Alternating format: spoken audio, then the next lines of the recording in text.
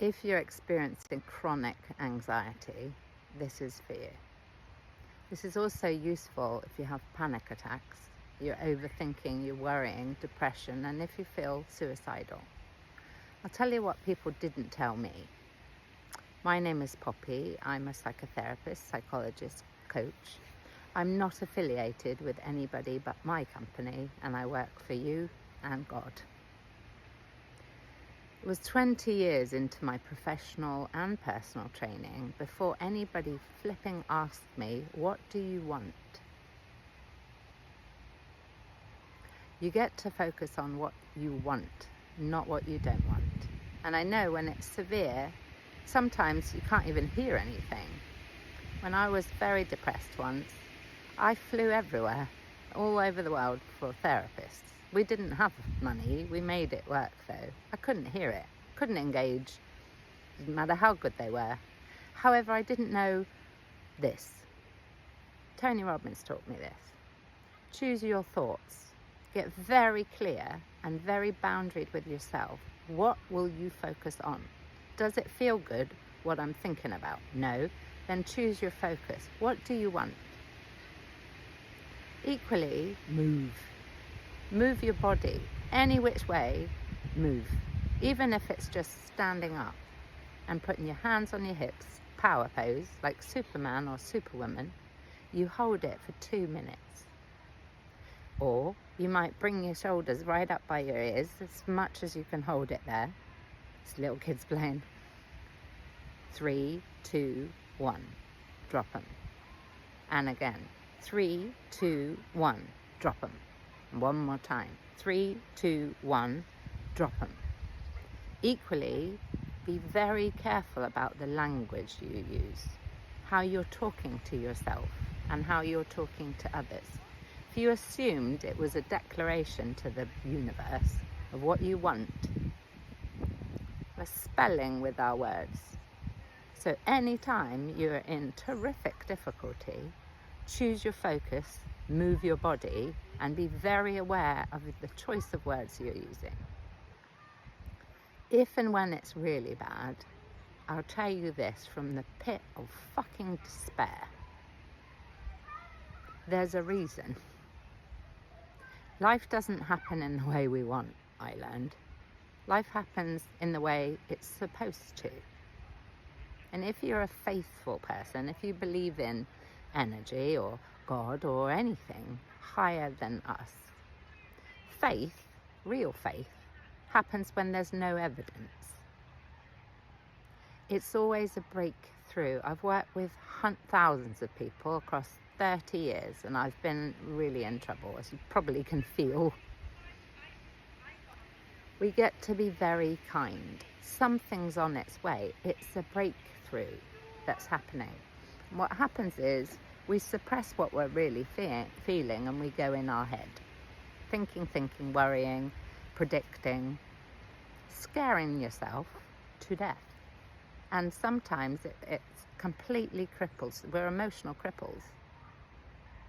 It's not a judgment, it's a reality. We can't function from a place where what we're thinking, we're projecting it out. We don't know what's coming. We can't possibly. Honestly, we cannot. Life can change like this. Bizarre things happen and suddenly something powerful that you didn't know was coming comes. So what I would advise is do something for yourself every day.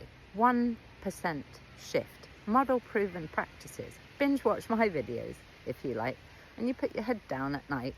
You ask yourself, did I move 1% shift? Did I do a gratitude rampage? 50 things I'm grateful for. If you can get to 10, fantastic. Can I walk? Can I talk? Is there heating? Am I safe? Are there 4 walls around me? You can be grateful and stressed. That's okay. We can do both. You don't have to be one or the other and blackmail yourself because, oh, I've got to be grateful. You can be grateful as well. It's a billionaire success principle. You get to be kind with yourself and do not ever, please, never compare yourself with other people. I get the ego does that. However, nobody has your history.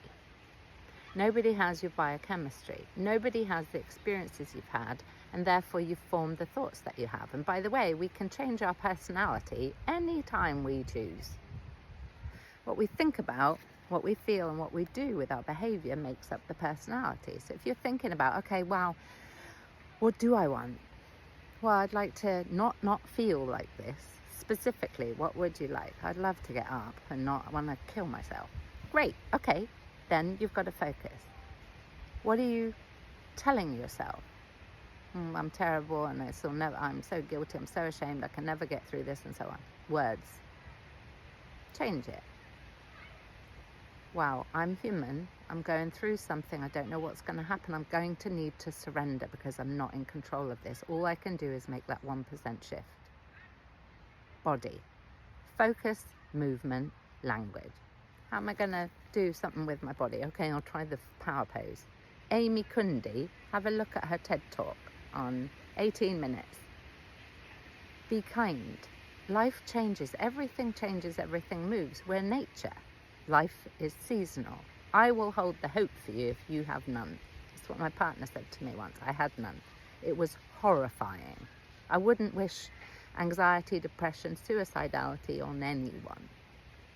If you want to kill yourself, how about you ask yourself what I did in the middle of a suicide attempt? I looked in the mirror and I thought, I had 400 pills in my belly, or wherever. I thought, do you know what you haven't tried? You haven't tried taking ownership of your choices. And it wasn't a rant at myself, it was a realization.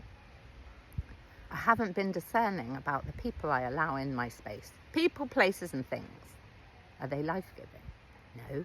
It was all about people-pleasing. It was all about give. I wasn't saying what I wanted. I didn't even know what I wanted. I didn't think to ask myself, because for 20 years in the world of personal development and psychotherapy, nobody fucking asked me what I wanted.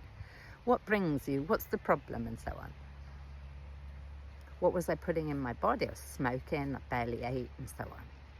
When you consider yourself, lovingly ask yourself, am I taking responsibility for my choices?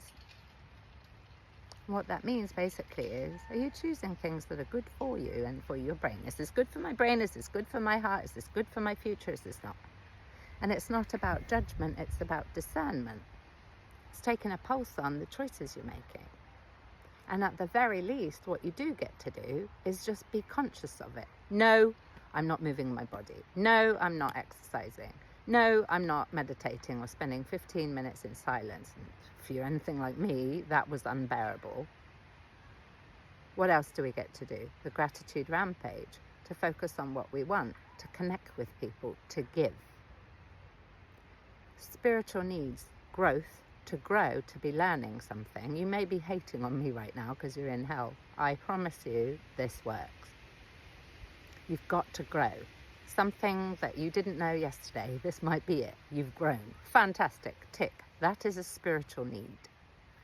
Equally, we need to contribute to something bigger than us. No, not that you're bad, that you haven't. It's that something about giving, you then feel there's a greater purpose. It's not just me. The thing is with this kind of situation is it is narcissistic. Me, all about me. We're looking inward. And I'm all for taking care of you, self-mastery, being able to be boundaried, have your own back and healthy and self-care and self-love and all of that. And we do get to look at, what am I offering?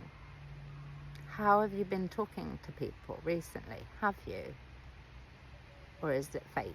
Or is there nothing at all? If you look at your text messages or what you're watching on social media, the kinds of friends, people, places and things, are they good for your heart? Can you afford to continue doing what you're doing and making these choices? If it's not good for you, particularly if you hate life, or you don't want life, you do get to ask yourself, or at least you can have in your toolkit, yeah, no, I'm not doing much of that. Certainly not growing and not giving. That's the reason, not reason, it's one of the reasons people stay depressed, anxious and suicidal. They're not attending to their spiritual needs. growth and contribution. I've never met anybody that were attending to those spiritual needs who were unwell in their head and struggling. Power pose, gratitude rampage, focus, move, language. And please be kind. And I 1,000,000%, strike me down if I'm lying, promise you, something is on its way. And if you trust, allow, be kind to yourself. Allow yourself to know, I'm surrendered. Okay, fine, I'm going to have to surrender because nothing else is happening and working. Let life and love and grace come and meet you. And in a year, next week, 2 minutes, you will see there's a reason for your dis-ease. Something is on its way. It's a breakthrough, not a breakdown. And it might be simply your soul is depleted. My sister-in-law said that to me once. Poppy, you're not depressed or don't think, love. Your soul is depleted. You get to rest. I hope this is helpful. Follow, like, all the things. Be kind. Something's shifting. Good for you. Get ready and choose your focus. Big love.